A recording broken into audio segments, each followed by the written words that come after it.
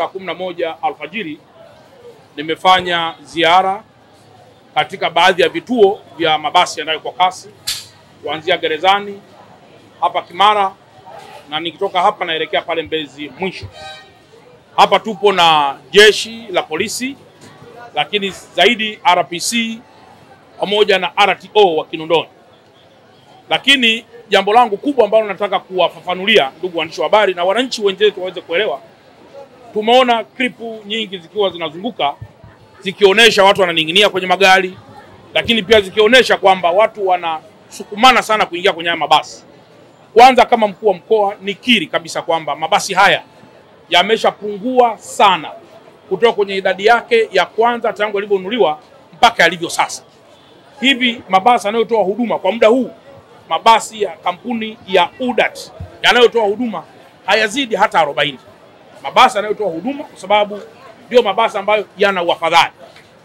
Kitu ambacho kimefanyika, Mheshimiwa Rais wa Jamhuri ya Muungano wa Tanzania ameagiza haraka sana, kama ambavyo niliwapeni taarifa siku ya kwanza, kwamba kila barabara apatikane mtu wa huduma mmoja, ili kuwe kuna ushindani wa utoaji wa huduma katika barabara hizi: barabara Moro Road, barabara Kilwa Road, barabara ya Mwalimu Nyerere ile ya kwenda airport, pamoja na barabara zingine ambazo ziko mbioni kukamilika. Barabara hii tunayoizungumzia leo ya Morogoro Road hii, amepatikana mtu wa huduma mmoja nje na UDAT. Maana yake ni kwamba kwa muda huu, muda sio mrefu, mabasi yataingia, mabasi ambayo yatakuwa ni kampuni tofauti na UDAT. Na kwa nini yamefanyika namna hiyo? Imefanyika namna hiyo ili apatikane mtu mwingine mwenye nguvu, mwenye uwezo wa kiteknolojia wa kuweza kuingiza mabasi haya. Mwanzoni, kama mnakumbuka vizuri, UDAT, serikali na hisa kwenye UDAT.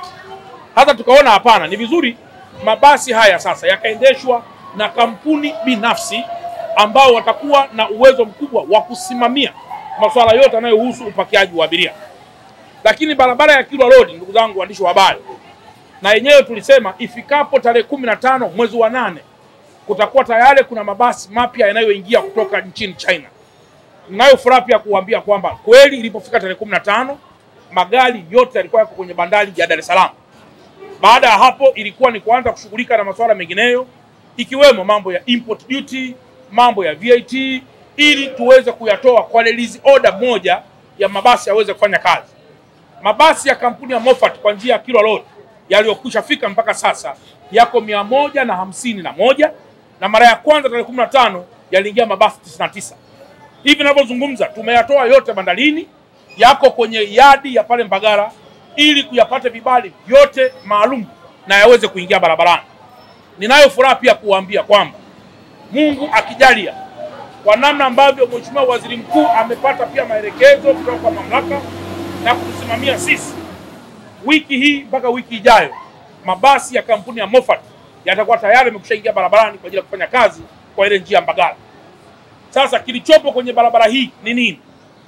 Tulichokiamua kwenye barabara hii mpaka muda huu, kwa kuwa mabasi haya ni machache,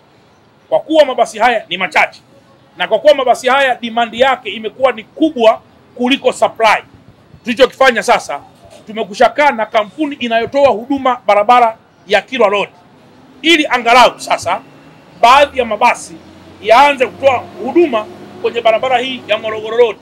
Halafu mabasi ya Morogoro Road yatakapokuwa yamefika, mabasi haya ambayo tutakuwa tumeyaomba kutoka kwenye ruti nyingine yataendelea na ruti nyinginezo. Swala msingi ni lini sasa mabasi haya yanaweza kuwa yamefika kwenye barabara hii? Muda wowote kuanzia kesho, tunatarajia Mungu atakapojalia tutatue jambo hili angalau kwa nusu, tukiwa tunasubiri mabasi ya muda mrefu ambayo yamefika. Swali jingine, je, kwa nini labda mabasi yasije kwa haraka? Ndugu zangu, mabasi ya mwendokasi yanazalishwa kwa order. Lazima yawe na specifications ya mita 18, si mita ngapi. Kwa hiyo lazima upeleke specification kwenye kiwanda ili aweze kuzalishwa kwa mahitaji ya barabara hiyo. Hiyo ndio jambo la msingi ambalo nimeona ni muhimu niwaeleze ndugu zangu waandishi wa habari. Sasa nitoe rai kwa wananchi wetu.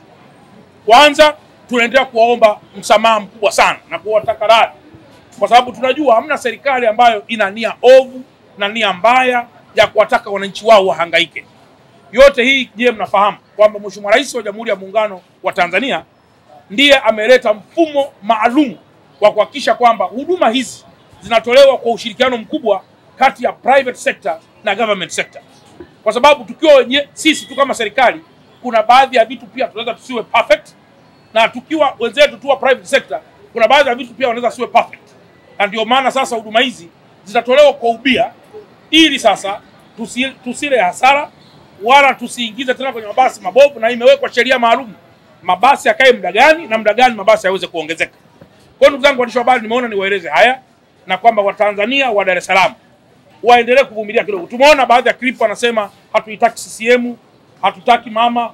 Mimi naomba niwaeleze ukweli kwamba hizi ni hasira za muda mfupi, na mara serikali itakapokuwa imeingiza mabasi haya, naamini kabisa, kwa sababu leo serikali hata tusema hatuitaki CCM, sawa, CCM usipoitaka maana yake ni kwamba ndio mbadala wa mabasi? Hapana. Lazima tutatue mambo haya kwa kutumia kauli moja, kwa kutumia ushirikiano, kwa kujua kwamba hatuna nchi nyingine. Mabasi haya yanapoanza miaka mingi nyuma, watu wengi sana waliyabeza na kuonesha kwamba ni mradi wa aina gani. Lakini kadiri siku zinavyozidi kwenda, wamekuja kujua kwamba mabasi haya kumbe ni msaada mkubwa mno. Na mnachokiona leo ni kwa sababu demand ni kubwa ya mabasi hayo, ndio maana wanasukumana mlangoni. Ingekuwa sio kitu kizuri, wala usingemwona mtu anaingia kwenye hayo mabasi. Kwa hiyo kwa sababu ni huduma nzuri, ndio maana kila mmoja anayapenda mabasi hayo. Kwa hiyo hakuna namna, serikali lazima kwa namna yote isimamie jambo hilo. Na katika hili namshukuru sana Mheshimiwa Waziri Mkuu wetu wa Jamhuri ya Muungano wa Tanzania, ambaye amekesha usiku na mchana kuendesha vikao vya namna ya kuweza kutatua jambo hili kwa njia ya kudumu. Na mara mabasi yote atakapokuwa amefika, nina imani Mheshimiwa Waziri Mkuu atatuelekeza zaidi kwamba sasa ni hatua gani itakayofuata, ama kwa mamlaka zingine za juu kuweza hata kuja kuwaeleza tena Watanzania, na pengine kuwaambia Watanzania wasiwe na wasiwasi tena kuhusiana na huduma hii ya mabasi yaendayo kwa kasi. Kwa baada ya kusema haya, ndugu zangu waandishi wa habari, naombeni tena tukawe mabalozi wazuri. Leo hatuna nchi nyingine ya kuijenga, ni nchi yetu wenyewe. Tumepata changamoto jambo hili, tuvumiliane kwenye changamoto hii ili tuweze kuitatua. Hata ndani ya nyumba zetu huwa kuna changamoto, na changamoto hazitatuliwi kwa siku moja. Zipo changamoto kwa nature tofauti utatuliwa kwa siku moja, na kuna nature zingine hazitatuliwi kwa siku moja. Wengine wanasema kwa nini tusiingize mabasi ya kawaida yapite hapa?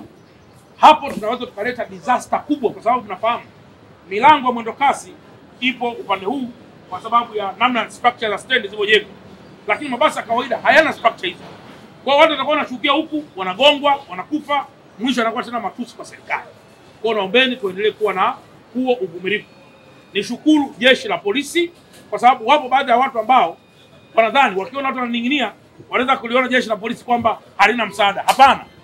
Tunacho struggle hapa ni kwamba tumekwisha ona tatizo na lazima tusaidiane kwa pamoja kwa njia za kawaida. Juzi polisi aliposimamisha basi ya mwendokasi, mle kwenye basi wakaanza kupiga kelele, hatumtaki polisi, hatutaki jambo hili. Sasa ndugu zangu, polisi hata ukisema kwamba wana uzembe wao, walijaribu kusimamisha basi moja, lakini huko ndani akawa ni makelele makubwa. Tuvumiliane, twende kwa busara ili nchi yetu iweze kwenda vizuri.